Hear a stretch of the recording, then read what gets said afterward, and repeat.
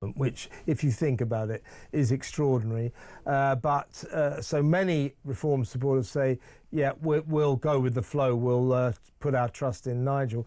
But also many just say, well, he's just deserting us. He's saying what we never wanted him to say. We want mass deportation. So for some reform supporters, he stopped being hardline enough for them.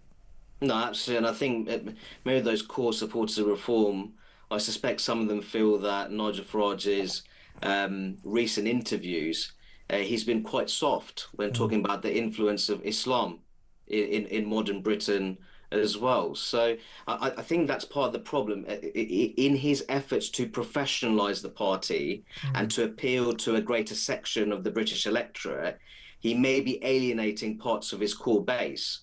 But I think ultimately, if you're talking about who would provide reform with the greatest chance of making real headway at the next general election, there will be many people who say that, well, ultimately it's Nigel Farage who has the name recognition. Yeah, very much so.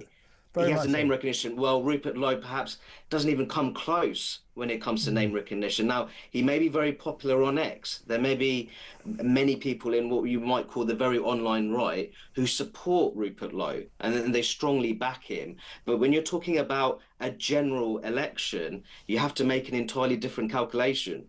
Yeah, indeed. And one last point, you talked about X there, Twitter, whatever it's called today. A lot of people point to when Lowe and Farage started to fall out. It was when, of course, that notorious tweet by Elon Musk several months back saying Farage hasn't got what it takes. Rupert Lowe is the man to lead reform. A lot of people say that went to Rupert Lowe's head, and he still feels he is the man to lead reform. But that ship has sailed, no doubt about that.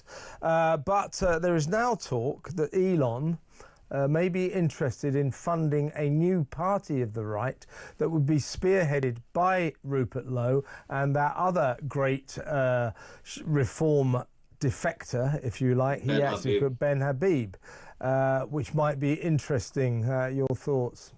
Well, I think Ben Habib, he's a very eloquent speaker. I think he expresses his policy positions in a very impressive way. And I think that if you were to have a new party involving Rupert Lowe and Ben Habib, I think that would be very popular among the anti-Tory political right. But again, you're ultimately talking about two individuals who, in my view, would probably have very low levels of name recognition when it comes to the general population. They would, in my view, they'd be starting from scratch. And I think the advantage that Reform UK has is that it does have Nigel Farage, someone there who has demonstrated a strong track record when it comes to winning elections.